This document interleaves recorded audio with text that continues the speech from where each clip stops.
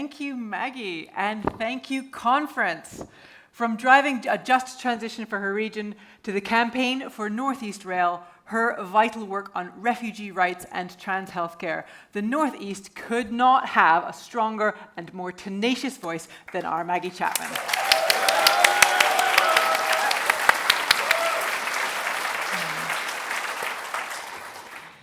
Thank you to each and every one of you for joining us today, either here in Dundee or online.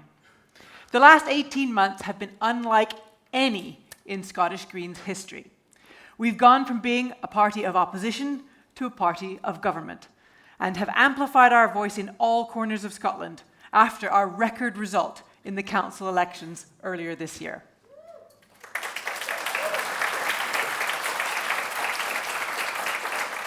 This could not have happened at a more critical moment. Conference, this is a pivotal time for Scotland and our planet. Last year, the Intergovernmental Panel on Climate Change warned that humanity faced a code red. Since then, we have seen what that means. Temperature records across the world have been smashed, and millions have suffered through droughts and wildfires. Devastating floods in Pakistan, thousands dead, hospitals overwhelmed, tens of millions displaced. This is the new normal. This is the grim reality of the climate crisis, which is already upon us. And that's why we need an emergency response, a just transition away from fossil fuels.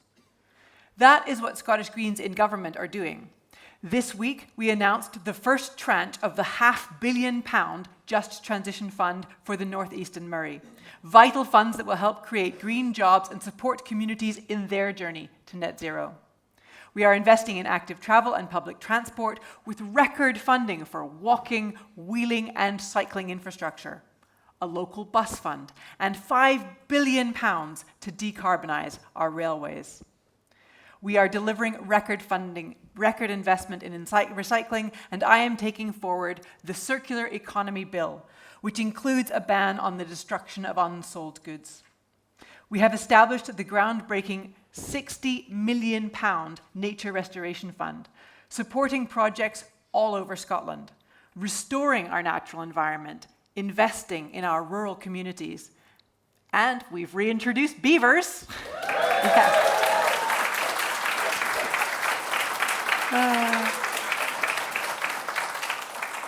Canadians love beavers, they're our national animal.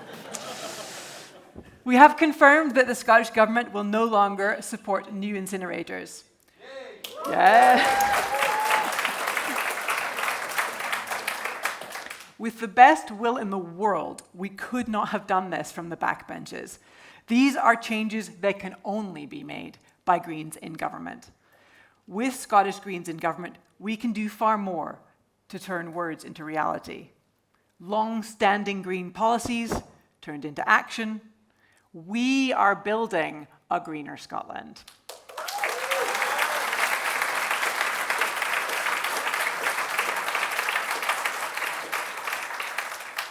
Yet while we use the powers available to us to deliver on our climate commitments, the Tory government in Westminster are using theirs to deliver for their friends in the fossil fuel industry. In just the last few weeks, they have opened up our seas to more oil and gas production, brought fracking back to England, threatened to ban solar farms, and refused to put a windfall tax on the obscene profits of the fossil fuel giants. These are the actions of climate criminals, and we must oppose the Tories every step of the way.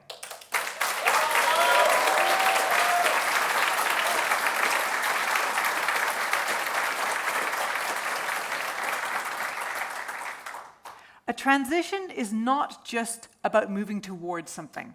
It's also about moving away from something. We have to leave fossil fuels in the ground.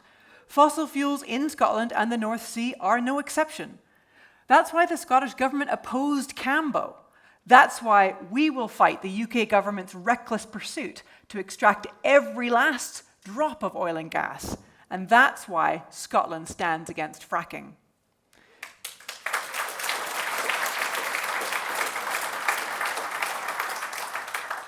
Conference, it's our responsibility as Greens to ensure the just transition is a real transition, an urgent transition away from climate-destroying fossil fuels. Right now, fossil fuel companies and the right are trying to stop this.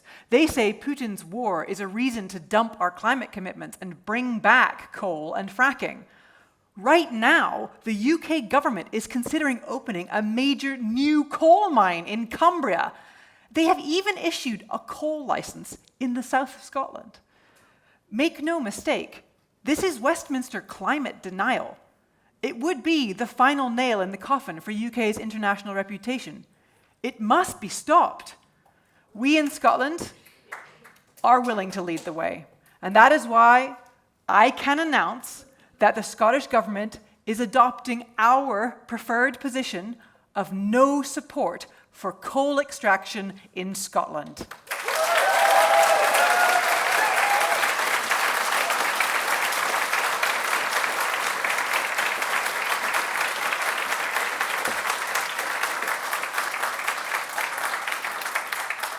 Scotland, the country that helped bring the coal-fired industrial revolution to the world, has drawn a line. The era of coal is over. And I'm calling on the UK government to follow us, to make the right call for once and ban coal extraction for good.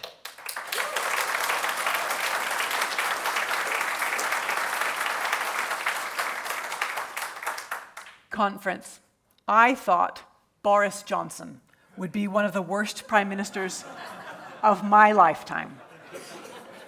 It turns out he wasn't even the worst prime minister this year. I have one word for Liz Truss: resign.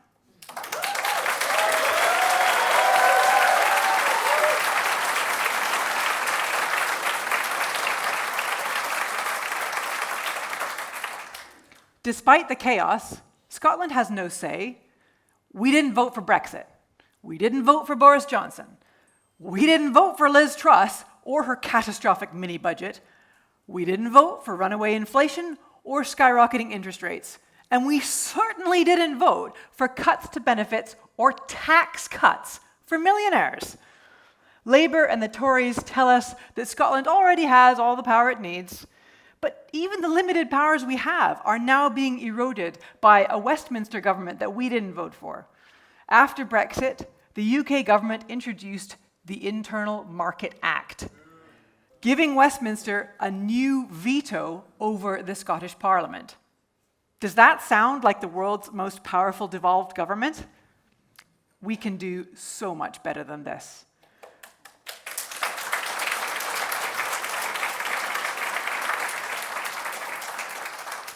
There is nothing inevitable about cuts and austerity. There is nothing inevitable about climate vandalism.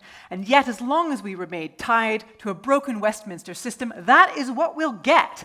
It doesn't need to be like this. Next year's independence referendum will give us a historic opportunity. It will be the chance to finally take our future into our own hands and move on from Liz Truss, Boris Johnson, and the whole Westminster circus. Although it deeply upsets me to hear the word circus used pejoratively.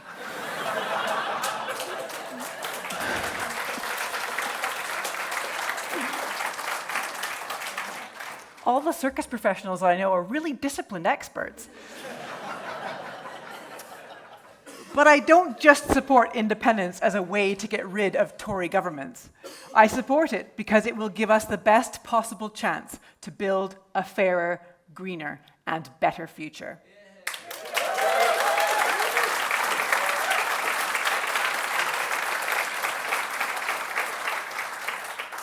Right now, the debate is hung up on process and how independence might happen. I'm far more interested in how an independent European Scotland could look. A Scotland with the powers and resources to invest in the green technology of the future and deliver the radical climate action we need. A sustainable Scotland that can be a world leader in protecting our planet. A fairer Scotland with a universal basic income and a real living wage for all.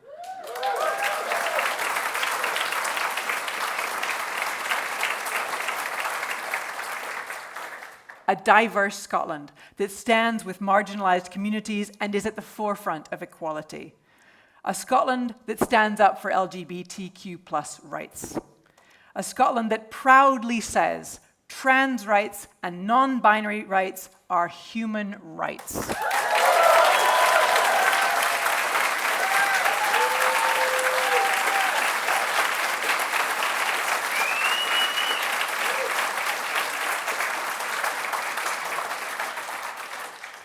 A feminist Scotland that ensures that women are in the room and that we're making the decisions that count.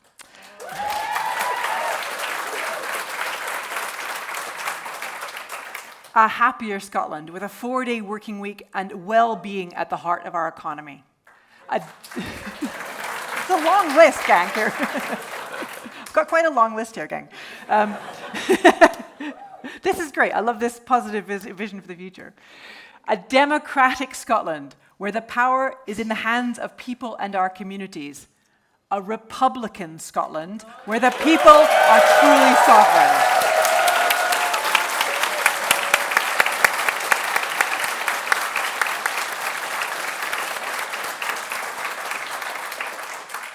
A Scotland that can rightly take our place in the European Union and regain what we lost under Boris Johnson's hard Brexit. A welcoming Scotland that opens our doors to refugees and rejects the hostile environment.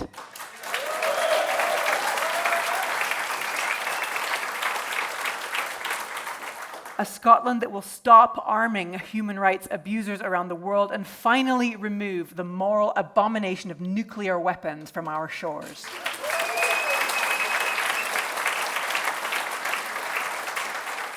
A Scotland that acts in solidarity with oppressed people around the world.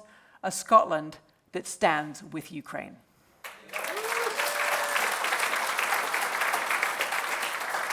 This is the Scotland I want. It's not a Scotland we can build under devolution. When the independence vote is called, the Tories and Labour will throw everything they have at us.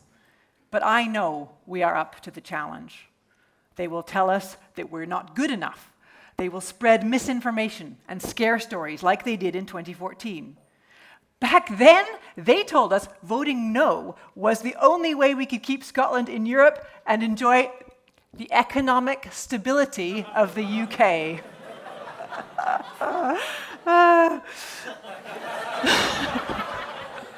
They told us that the idea of Boris Johnson as Prime Minister was preposterous. I mean, it was preposterous, but they told us that we would be better together.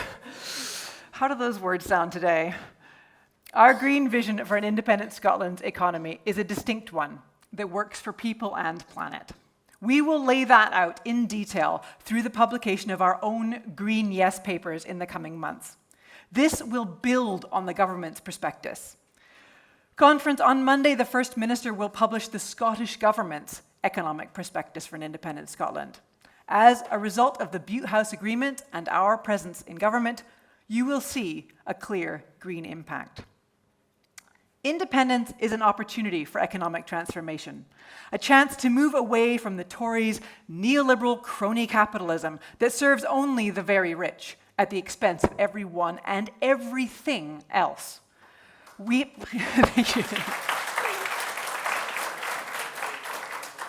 have worked to ensure that tackling the climate crisis is central to the Scottish Government's plans for our economy and public finances, and to ensure that prospectus clearly offers Scotland's workers a new deal.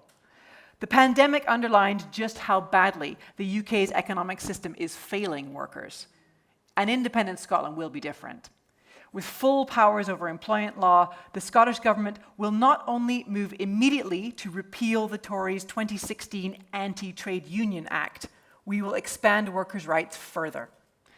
We will work to significantly expand collective bargaining throughout the economy because we know that the single greatest way to raise wages and improve conditions is through an organized workforce capable of demanding what they rightly deserve.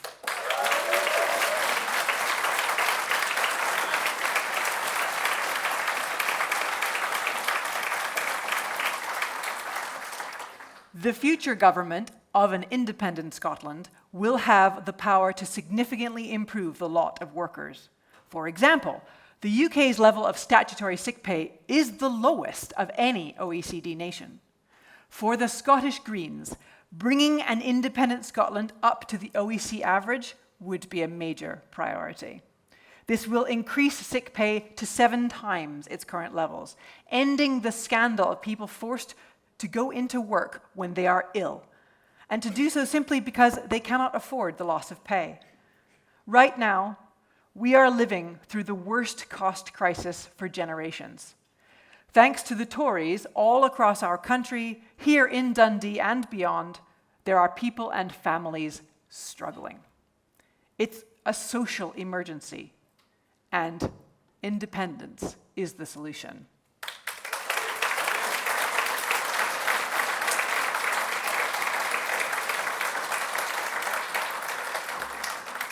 Conference, this is the first time that we have gathered since May's local elections, so I want to use this opportunity to thank everyone who stood as a Green candidate and every one of you who campaigned. Together, we delivered record numbers of Green votes, a record number of Scottish Green councillors elected, 35 councillors in 13 local authorities.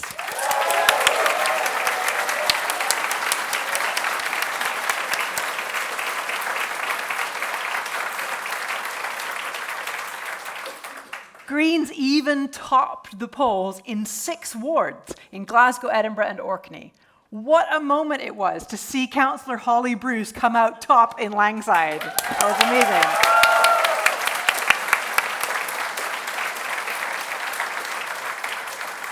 Already, communities across Scotland are seeing the difference that Greens make. In South Lanarkshire, Councillor Kirsten Robb got her council to agree to divest their pension funds from fossil fuels. And in East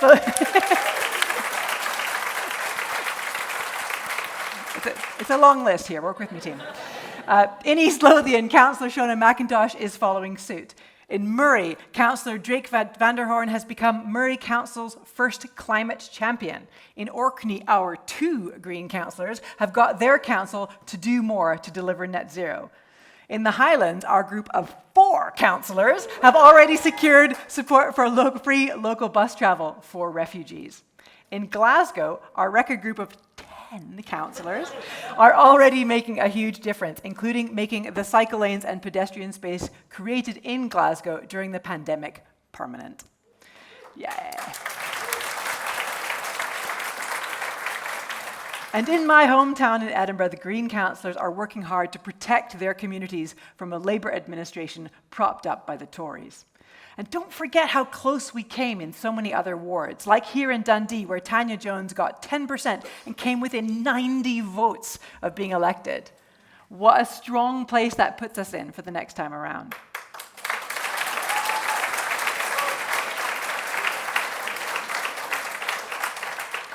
When I look around this room today, I don't just see the many people who have built our party. I also see its future. And I am so proud. Conference, there is no doubt we have a big challenge ahead of us. But we have faced big challenges before. When we went into the Holyrood election last year and the council elections in May, none of you looked at the results of the past and gave up. You did what Scottish Greens do best. You got stuck in, and you built the movement from the ground up. That's how Brian Quinn won in Clackmannanshire. That is how Lana Reid McConnell won in Glasgow. That's how we achieved record results in Holyrood and in communities across our country. It's how our party was built and why we are in a position to turn our green vision into reality. Independence won't just be won in Holyrood. It will be won by each and every single one of us. It will be won when we knock on doors. It will be won when we have conversations with our friends. It will be won when we reach out to our communities and the people around us. That is how Scottish Greens have secured change in the past, and that is how we will do it again. That is how we will build the fairer, greener, and independent Scotland that I know we can be. Thank you, Conference. Thank you for joining us today. And thank you for everything you are doing to build our party and our movement.